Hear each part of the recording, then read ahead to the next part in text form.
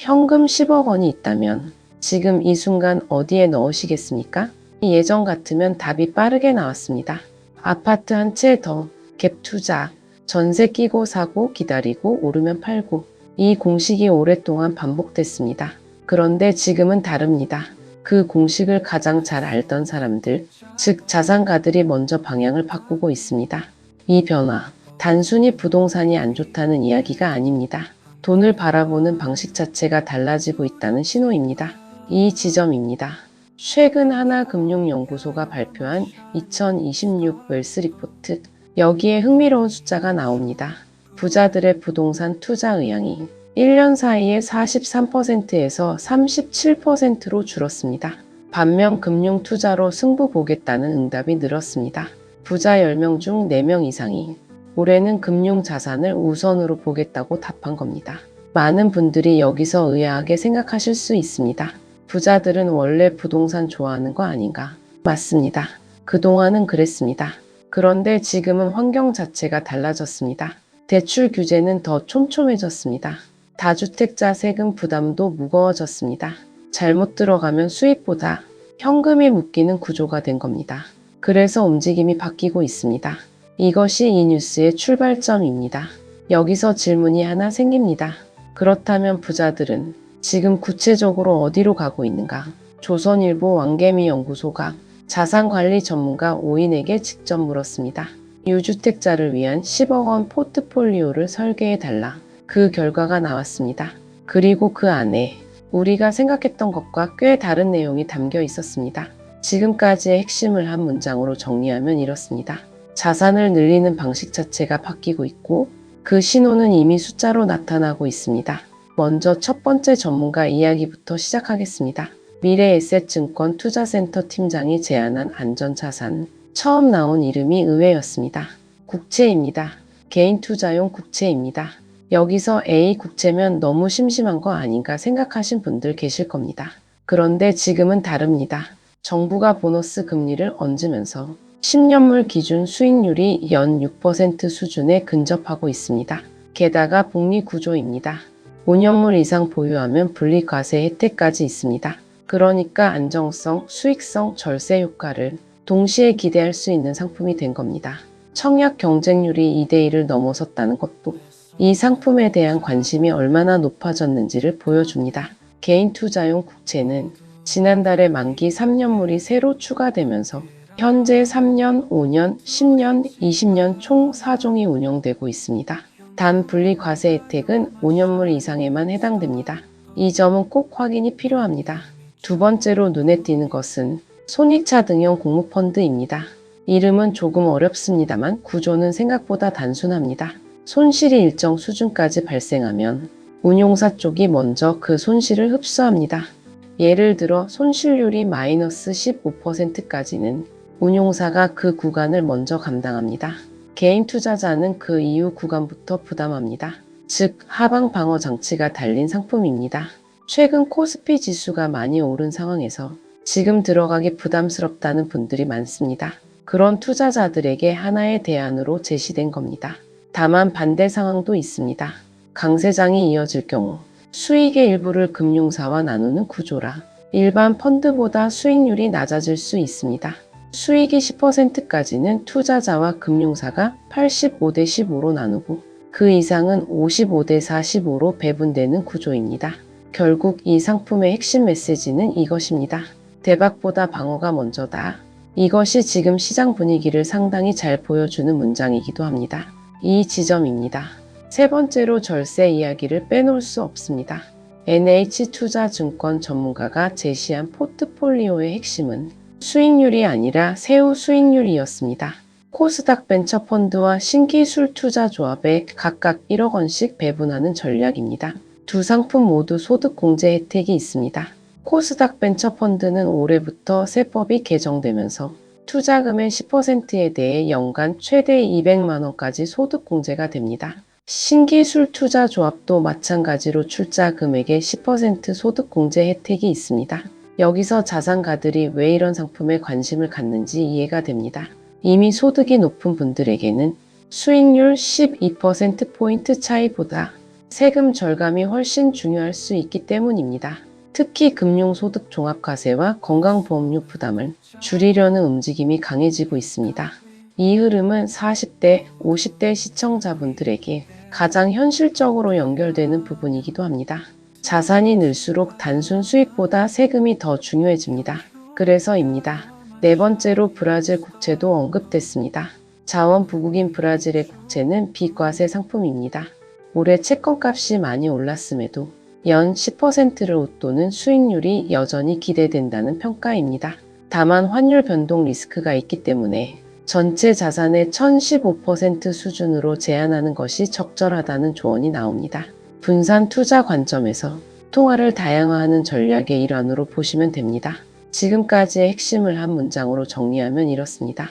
전문가들이 제안한 포트폴리오의 공통점은 하나입니다. 공격보다 방어, 수익보다 현금 흐름입니다. 여기까지 들으셨다면 이 뉴스를 부동산 규제가 심해서 금융으로 간다는 이야기로 정리하실 수 있습니다. 그런데 그렇게 보시면 진짜 핵심을 놓치게 됩니다. 모두가 놓친 진짜 포인트는 따로 있습니다. 그것은 이 질문입니다. 왜 하필 지금 이런 포트폴리오가 등장했는가? 답은 규제가 아닙니다. 삶의 단계가 바뀌고 있기 때문입니다. 잠깐 시간을 돌려보겠습니다. 지금으로부터 20년 전 2000년대 중반을 기억하시는 분들이라면 그 시절의 분위기가 어떠했는지 기억하실 겁니다. 집값은 계속 올랐고 아파트 한 채가 곧 노후 준비였습니다. 직장 생활 열심히 하고 집 한 채 사고 아이들 키우고 나중에 집을 팔면 된다는 흐름이었습니다. 이 구조가 오랫동안 통했습니다. 그런데 지금은 상황이 달라졌습니다. 인구 구조가 바뀌고 있습니다.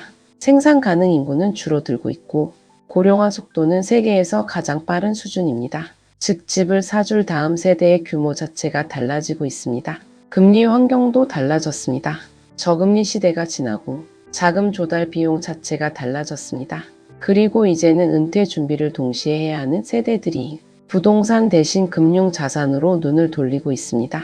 이것이 단순한 규제 회피가 아니라 구조적인 변화입니다. 이 지점이 핵심입니다. 거기에 더해서 이번 기사에서 가장 눈에 띄는 부분이 있습니다. 바로 배당소득 분리과세입니다. 올해부터 고배당 상장기업의 배당금에 대해 다른 금융소득과 합산하지 않고 별도의 세율로 과세하는 제도가 시행됐습니다. 기존에는 배당소득과 이자소득이 합산 2천만 원을 넘으면 최대 45% 세율이 적용됐습니다. 그런데 이제 일정 조건을 충족하면 14에서 30% 세율로 분리과세가 됩니다. 이 변화가 왜 중요한가? 지금까지 배당주 투자를 꺼렸던 자산가들이 다시 배당 종목에 관심을 돌리는 근거가 됐기 때문입니다. 삼성생명, 삼성물산, 현대차, 메리츠 금융지주, KT, KT&G 전문가들이 이 종목들을 제안한 이유가 단순히 배당률 때문만은 아닙니다. 세후 현금 흐름 때문입니다. 제도가 바뀌면 돈의 흐름도 바뀝니다. 그래서입니다. 여기서 끝까지 봐야 할 이유가 있습니다. 자산가들의 포트폴리오를 보면서 어쩌면 이런 생각을 하신 분도 있을 겁니다. 10억이 있어야 가능한 이야기 아닌가? 그런데 이 흐름이 중요한 이유는 10억을 가진 사람들만의 이야기가 아니기 때문입니다. 자산가들이 먼저 움직이면 금융제도가 바뀌고 상품 구조가 바뀌고 그 다음에 일반 투자자들에게도 영향이 닿습니다. 실제로 배당소득 분리과세가 도입된 것도 금융 투자를 늘리는 방향으로 제도를 개편한 결과입니다. 레버리지 ETF 규제 완화도 마찬가지입니다. 개인 투자용 국채의 종류가 늘어난 것도 같은 맥락입니다. 즉 자산가들의 머니무브가 일반 투자자들이 활용할 수 있는 금융 환경을 함께 바꾸고 있습니다. 이것이 이 기사가 단순한 부자들의 이야기가 아닌 이유입니다. 지금까지의 핵심을 한 문장으로 정리하면 이렇습니다. 규제 때문에 부동산을 떠난 것이 아닙니다. 삶의 구조가 바뀌면서 돈이 움직이는 방향이 달라지고 있습니다. 이번 기사 속에서 전문가 5인의 포트폴리오를 관통하는 공통된 단어가 있습니다. 안정성, 현금 흐름, 절세, 그리고 지속 가능성입니다. 이 네 가지가 반복됩니다. 예전의 자산 증식 공식이 얼마나 크게 올랐느냐였다면 지금의 흐름은 얼마나 오래 버틸 수 있느냐로 바뀌고 있습니다. 이 차이는 생각보다 큽니다. 40대 이상 시청자분들께 이 흐름이 유독 현실적으로 다가오는 이유가 있습니다. 자녀 교육비, 부모 부양, 본인의 노후 준비, 이 세 가지가 동시에 걸리는 시기이기 때문입니다. 공격적인 투자가 잘못되면 회복할 시간이 충분하지 않을 수 있습니다. 그러니 자연스럽게 시선이 대박 구조보다 매달 안정적으로 들어오는 구조로 향하는 겁니다. 국채의 복리 수익, 배당주의 정기 배당금, 인프라 자산의 임대료 수익, 맥커리 인프라처럼 통행료가 물가에 연동돼 자동 인상되는 구조. 이것들은 화려하지 않습니다. 하지만 꾸준합니다. 그리고 꾸준한 흐름이 지금 시대에는 더 중요해지고 있습니다. 물론 이 모든 상품들이 모두에게 맞는 건 아닙니다.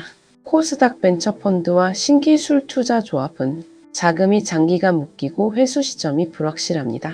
손익차 등형 공모펀드는 상시 판매 상품이 아닙니다.